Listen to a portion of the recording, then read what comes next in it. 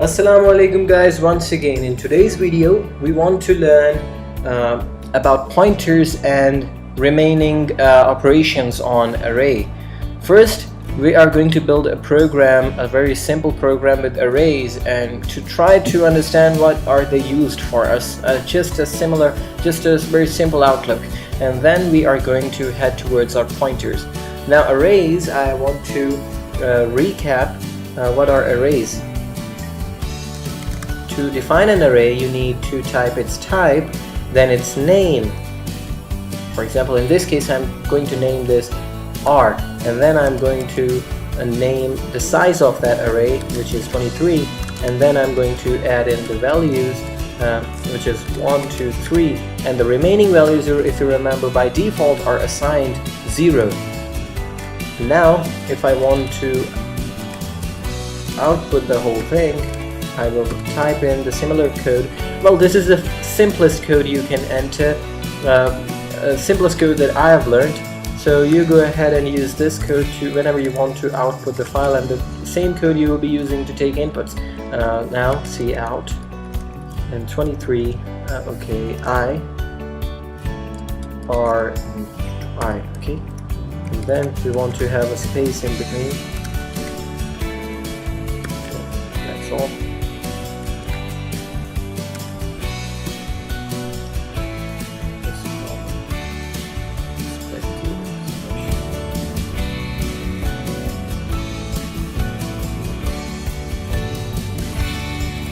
This.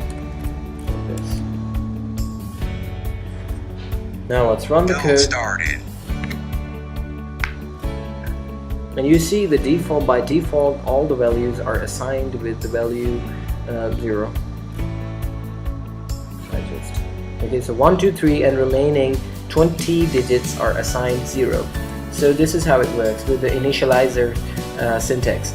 You can also remove this part and just, you know that this contains 3 elements, so just use 3 here, and 1, 2, 3 program excited with ended with code 0. So this is how it works as an output. If you want to perform operation on an individual, just write R and then 0th index. For example, I want to change it to 23, and then I want to copy this code here. I'll just write for statement in this way, and I is equal to 0. Condition is I less than 3, and then I plus plus, and then std out or, and then have blank spaces in between. Okay, now run the code. Build started. You'll see is okay. I use, it's quite confusing. Cout std out. Now what? Build started. So you see 1 is replaced by 23. So that's how you're going to access the individual elements of an array and change them if you wanted to. But now today's lecture is actually on pointers, and then we'll learn how do we perform operations like use arrays for metrics, because we are going to use 2D arrays for our metrics program. So if we want to use that specific area of mathematics used in our code, we will like to use the arrays, because that makes our program fairly simple. Now, pointers. What are pointers? First of all, let's have its definition. Pointers is anything in C++, it's a data type actually, that holds the address of any other value. Okay, so pointers are of many types, and depending on their data types, because they have inside. So if we're talking about character, it has a character pointer. If we're talking about integer, it has integer pointer. So it works like this. So now if I want to have a character pointer, I would have character and this, but they behave very differently than integer and double pointer. So first we're going to start with the simplest integer pointer. Its name is rptr, and it's equal to nothing, it's null. Okay, so now I want to create another variable which is called add. It's equal to 45. Now if I want to, now I told you that pointers have don't look at them because it's just a warning saying that you've created a program in which you have not used these two variables that are increased, so it reduces the efficiency of the program. So we are going to use them in the future, so you may ignore the warning. So if you want to see the address, because you want to store the address of this add into rptr, because R stores the address and we do not know how to see the address of this add variable. So to do that, you need to have an address operator which is ampersand sign. Okay, and opposite to this, that shows the value which is kept on that particular address, is dereference operator. Okay, so in this case, when we want to store the address, first of all I'll show you the address std cout, and then I need to see the address of add operator, and then std emd. Okay, so let's run the code and see actually what is the address of this add variable. So the address of add variable is 0x7 FFEE. So this is all in hexadecimal number system that is used in computers to store the address, to allocate, to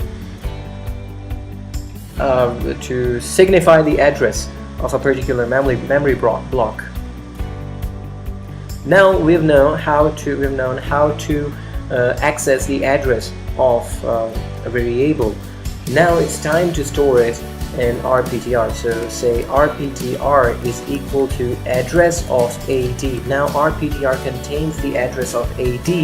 Now if you want to see out how is rptr storing the address of AD, but here I would like to show you some other things. Now if I write std cout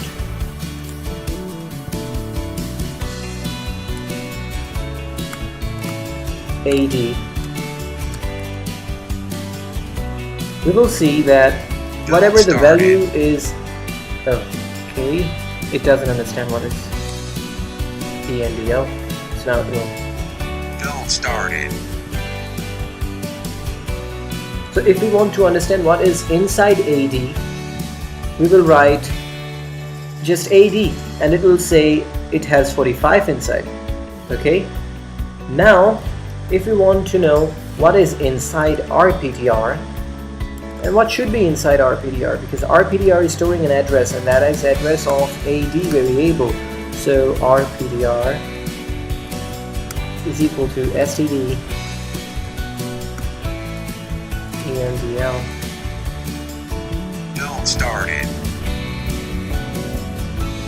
So rptr contains an address, and that is address similar to the address of AD from this line of code. From this line, the address was generated this one. So the same address has been transferred to our rptr by this line 17. So this is how we assign the values to the pointers. But when it comes to character pointers, they behave somewhat differently. Let's see how.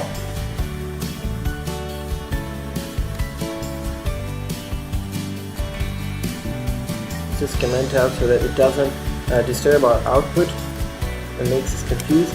So declare a character pointer, cptr, and if you just don't write anything, it's null. Okay, itself. A garbage will be assigned to dptr and we don't care right now. So now we want to declare a character that is called ed is equal to a. Okay, so now we've declared a character add that contains a. Now it's time to give cptr the address of ed. cptr is equal to address of ed. Okay, and now we want to see out the address of cptr endl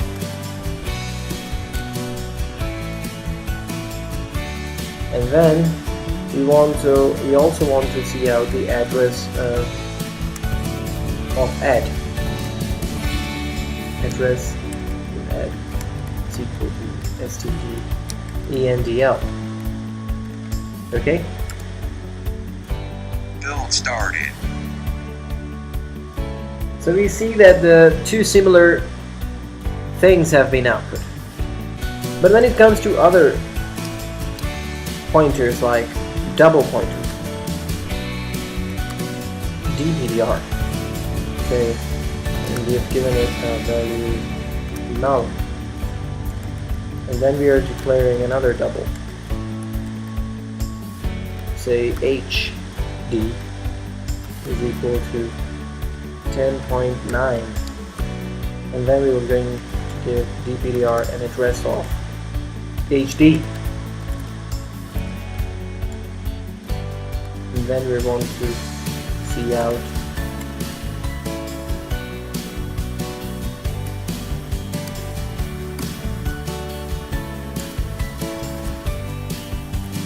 hd only.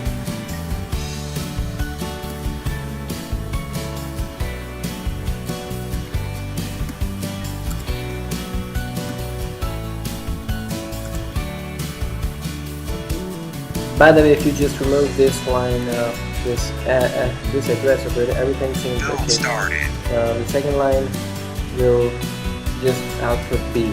So this type of output you'll be expecting in Max when you're dealing with character. Normally in Windows or in Linux you'll be just having the value itself B, whether you're displaying its address or anything. Now I'm going to just copy paste.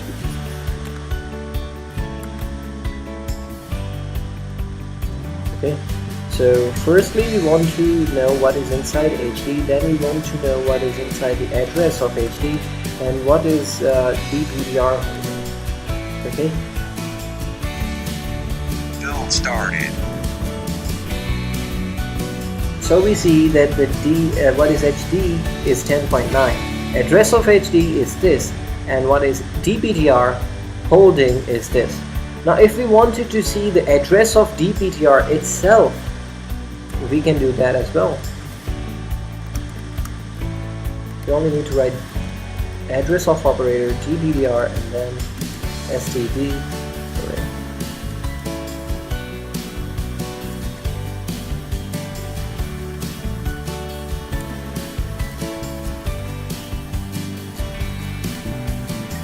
And run. Build started.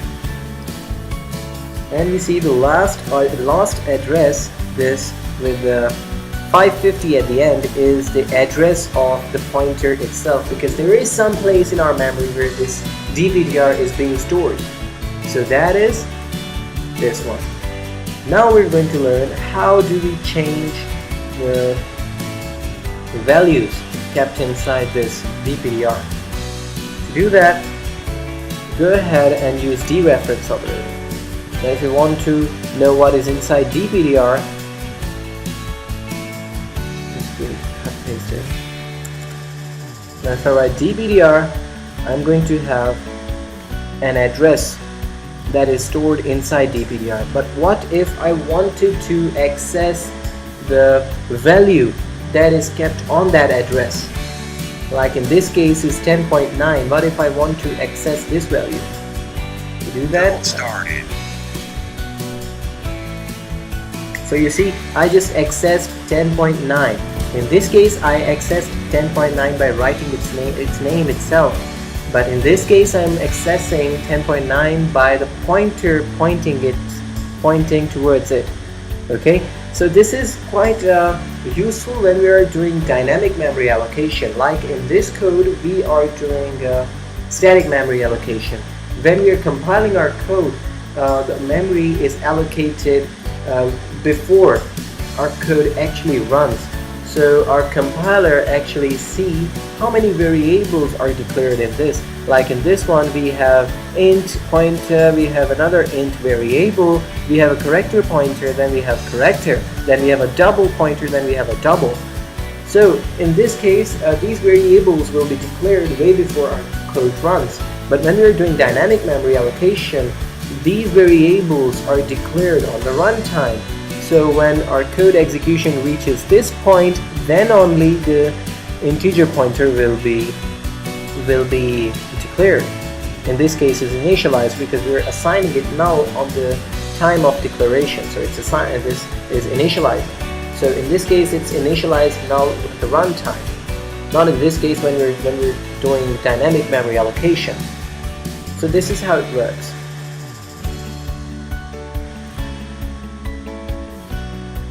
Let me guess what's left behind. You can also now create string pointer, but before that we need to add string library. Where is that? Include string library, and now you can create a string pointer as well. String L is equal to hello, and then we want to create a string pointer. It's lptr.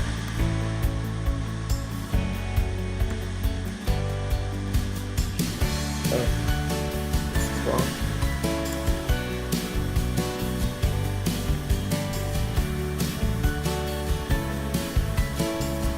So you see now we're facing the errors of std. If you've seen my last video, we were using the std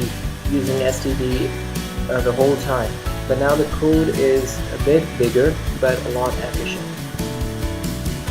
So we just got rid of that operators, the objects that we weren't using. Add operator. Now if I want to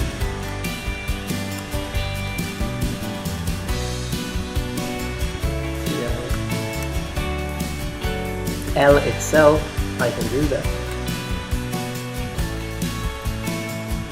I'll just copy it again.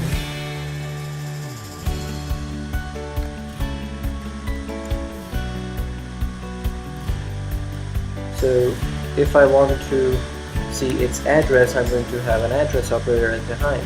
If I want to see what is inside LPDR now, I can do that as well. If I want to see what is behind what is kept on LPDR, I can use that dereference operator by dereferencing its address. And if I want to see the address of the pointer itself, I am going to use the address of operator with the pointer itself. And then I'm going to output the whole code. Started. So this is it. Firstly, I have a hello. Then I have the address of hello. Then I have the value inside LPTR. That is actually the address of hello. Then I'm going to derefer this address and see what's on this, and which is hello. Also now I want to watch the address of the pointer itself. Then this is it. This is 488, this is 480. Quite close. So this is all for today. Thank you for following the whole tutorial. We'll have some more coming. Now in the next video we will see how do we do operations on metrics. Till then, keep smiling, stay smiling, and subscribe to the channel, share the video, like it, and also share it to with the people that those who think or want to program and they don't have money to do it, because this channel will stay free till the last minute of YouTube. Thank you.